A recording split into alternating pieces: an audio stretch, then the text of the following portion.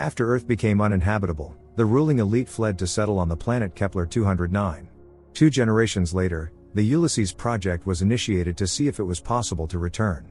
The first mission was lost shortly after landing. The Ulysses 2 project was launched, but the spacecraft crashed on Earth, plunging into the ocean. A woman named Blake, one of the astronauts, managed to swim ashore with difficulty and found Commander Holden lifeless. To alleviate her suffering, Blake injected herself with painkillers. She was surrounded by water and barren earthly landscapes. Firstly, Blake checked their ship, which was thrown onto the shore. It turned out that another astronaut, Tucker, had also survived. The outside air was breathable, and the radiation level was acceptable. After Holden's demise, Tucker had to take command. Since he was injured, Blake was going to conduct the first reconnaissance alone. While Tucker assessed the extent of the ship's damage, Blake walked along the shoal, examining the territory. It seemed that there were no signs of life left on Earth. However, instruments detected the presence of organics.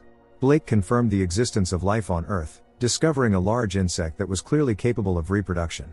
If true, it would be a miracle. The astronauts' journey from Kepler to Earth took 563 days. During this time, they were exposed to elevated radiation. Following Commander's orders, Blake conducted a test using a biometer to determine her fertility. As expected, the result was negative. Blake continued her exploration and soon spotted jellyfish that appeared lifeless. However, when attempting to study a jellyfish, Blake was stung. Despite this, she collected samples. Due to a sudden change in weather, visibility sharply decreased. Tucker ordered Blake to return to the base and fired a flare. Sensing something wrong, Tucker went inside the spacecraft while Blake walked through the fog. At some point, Tucker heard footsteps. Realizing the commander was in danger, Blake began to run. Tucker fired when some people burst into the ship. Meanwhile, Blake continued to run. By the time she was there, the ship had already disappeared. Voices could be heard nearby, which seemed incredible. Through the rifle scope, Blake observed a group of people dragging the wrecked shuttle. Could civilization still exist on Earth? Blake didn't have time to react because several people came up behind her and grabbed her. After that, she was thrown into an improvised prison filled with water. Tucker was also there, and he was seriously injured. Blake climbed up to ask these people for help. Seeing a child, Blake snapped and fell. However, a minute later, a rope was lowered to her, and Blake was able to climb out. These people clearly were not friendly. It seemed incredible that there were survivors on Earth. They led Blake to the injured man. She tried to help him, but without medical equipment, there was nothing she could do. All these people spoke in some other language, but among them was a woman who understood the astronaut. Blake explained that the medical equipment was in the shuttle. She was allowed to climb into the ship for the equipment but was not allowed to give the wounded man painkillers. Only when the guy was knocked out, Blake was able to heal his wounds using a special spray. For these wild people, it was like a miracle. The children observed with curiosity. When Blake was returned to her place of confinement, she told Tucker that there was an entire settlement here, including children. Despite the pain, Tucker smiled. Now their main task is to communicate to Kepler that there are people on Earth capable of reproduction. The problem is that the savages destroyed the communication system. If Blake can gain the trust of the savages and retrieve the biometer, she will have a chance. Tucker knows he's already doomed and will only hinder the mission, so following the protocol, he took a capsule with poison. Watching this, Blake remembers how the father gave her a matchbox with a picture of 3 astronauts, the first to set foot on the surface of the moon. Blake's father was part of the crew of Ulysses 1. The girl begged him not to leave, but he said that the common good is above all. In the present, the water level in the pit began to rise rapidly. In desperation, Blake called for help. The guy she saved removed the grate. There was a tide, forcing the settlement to move to the ships. Blake was immobilized to prevent her from escaping. The settlers wait out the tides in the ships. They have no technologies left. This is all that remains of humanity. However, these savages possess what the people from Kepler lost, the ability to reproduce. Blake recalls how the father told her about Earth, the home of humanity. Once, Earth was enveloped in vast green forests, but humans destroyed it all. Leaving for the colony on Kepler, refugees scattered meteorological stations everywhere and recently received a signal from one of it. No one knows who sent this signal, but the colonists gained hope. Perhaps Earth is habitable again. The father promised his daughter that he would soon bring her home. Little Blake watched as he flew away. In the present, Blake woke up in captivity.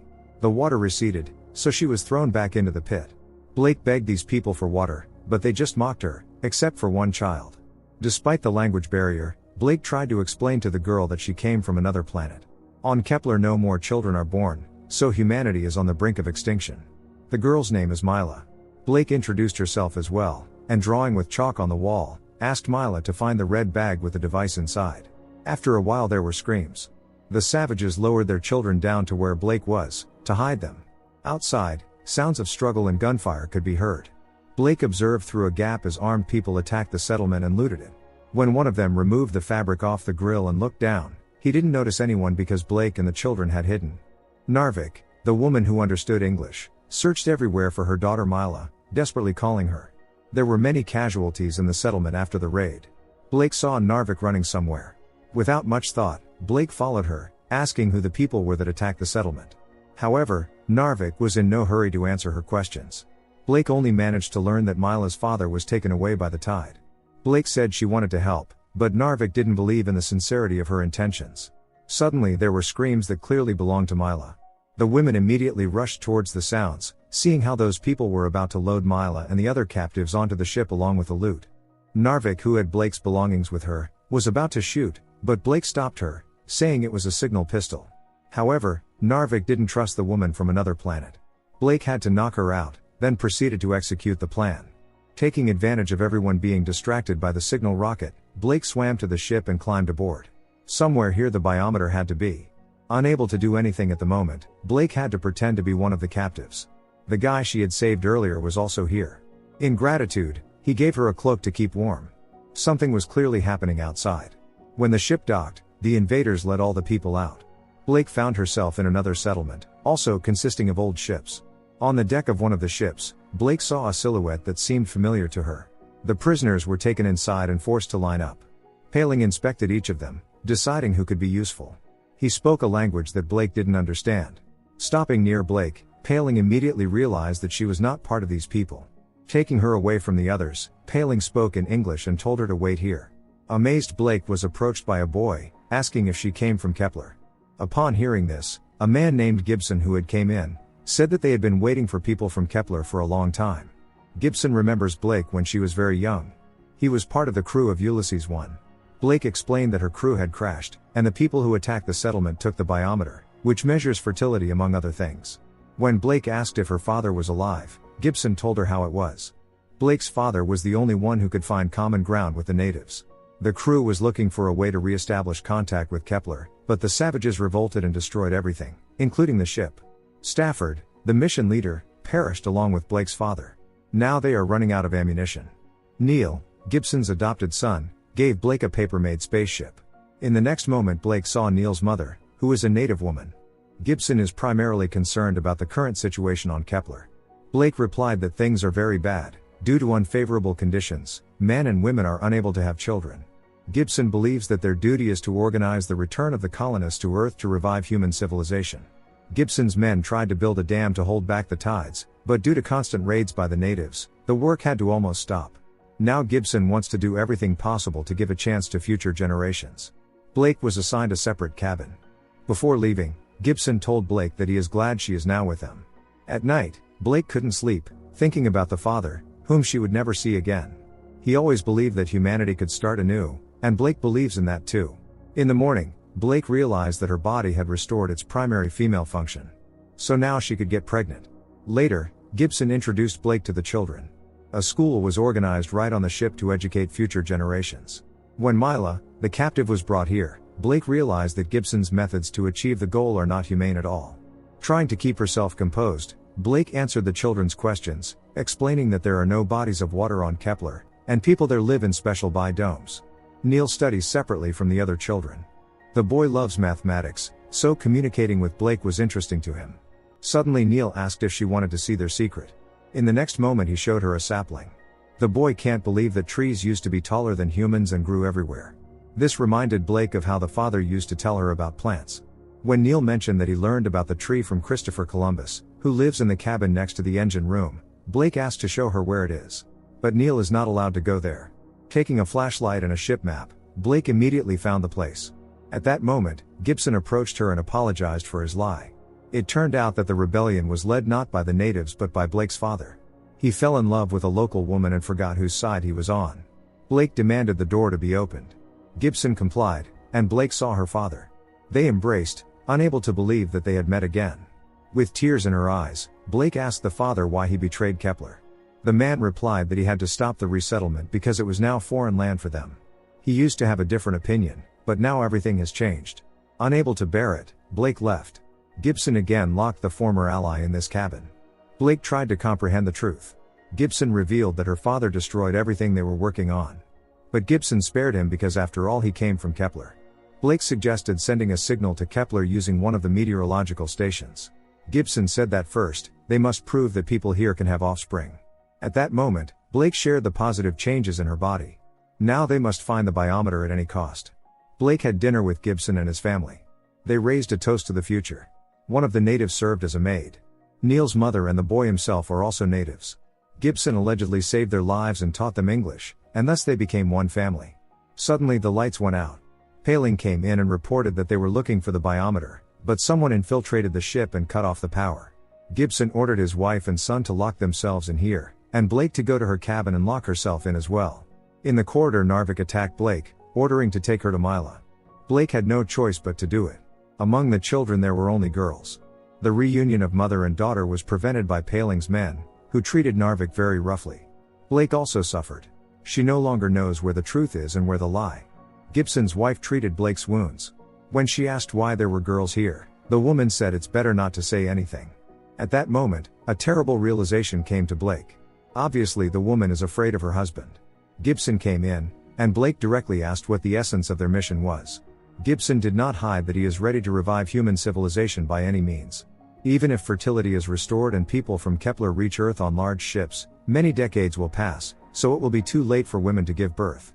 Therefore they need to grow a new generation on Earth for this purpose. This is not at all how Blake envisioned the rebirth of humanity, but Gibson has different notions of right and wrong. Paling found the device. Either way, he used to be a savage in the past, but joined their mission. The red bag turned out to be empty. Gibson ordered Paling and Blake to set out in search of the biometer at dawn.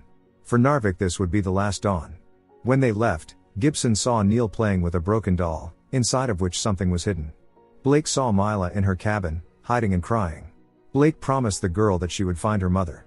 Despite the language barrier, Mila understood her. Suddenly Paling came in, searching all cabins, as one of the girls was missing. Blake had to let him in. Fortunately Paling didn't find Mila but didn't hurry to leave. He was curious about what it's like to live on Kepler without children. When Paling started to show explicit hints, Blake pushed him away, triggering even more aggression. At that moment, frightened Mila gave herself away. Blake managed to make Paling swallow her poison capsule. After a few minutes, he was no longer breathing. Blake and Mila escaped together. Along the way, Blake neutralized the guards. She didn't believe that a new world could be built on coercion. Finally, the mother and daughter were reunited. Blake freed all the prisoners, and then the girls. After that, Blake went for her father. Seeing the broken doll, Blake asked where it came from. The father replied that Neil regularly brought him gifts. It turns out the device has been here all this time, but it doesn't matter. According to the father, Gibson already had another proof that the human race could be continued on Earth. Neil was that proof. Everything Gibson said was a lie. In reality Neil is his son with that indigenous woman. Now Blake has to stop Gibson. Before leaving, she hugged her father. Gibson's people chased the fleeing natives, and only Blake and Narvik, who knew how to handle weapons, could hold back the pursuers. Gunshots were constantly ringing out. After making sure everyone safely reached the boat, Blake swam to the meteorological station. Gibson and his family were already here, and he was about to transmit the signal to Kepler. Hearing that Neil was actually her brother, Blake was shocked. Could it be that Neil's mother is the woman her father fell in love with? Alas, the shooting resulted in the woman's demise. Blake put the gun away while Gibson transmitted the signal. Suddenly Blake lunged at him, and they both fell into the water together. Blake didn't let Gibson resurface, depriving him of oxygen. Blake was supposed to share Gibson's fate, but Narvik pulled her out of the water, performed artificial respiration, and Blake regained consciousness. The father was very proud of his daughter. This is how Blake gained a brother. Neil on the other hand lost his mother and was very sad.